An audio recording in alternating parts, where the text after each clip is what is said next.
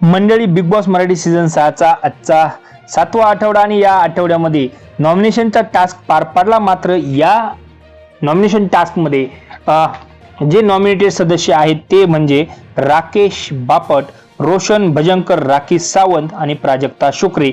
आता हे 4 सदस्यच बिग बॉसने या आठवड्यात नॉमिनेटेड ठेवलेले आहेत।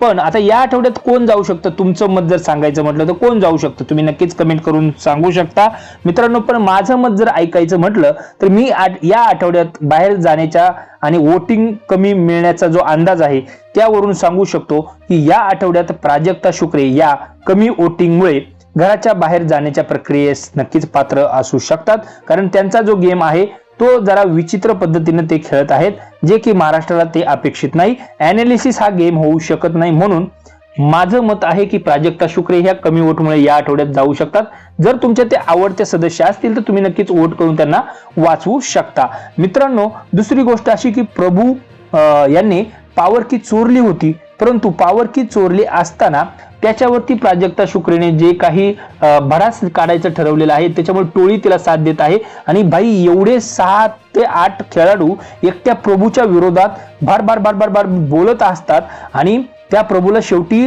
रडवलं त्यांनी। आता ही गोष्ट जी आहे ती चुकीची आहे आणि एकाच वेळी जर 7-8 सदस्यांनी एका याच्यावरती तुटून पडायचं तर तो नक्कीच रडला तिथे आणि 4 सदस्यांनी नक्कीच त्याला साथ दिली, ते म्हणजे राकेश बापट, तन्वी कोलते, दीपाली सय्यद यांनी साथ दिलेली आहे तिथे।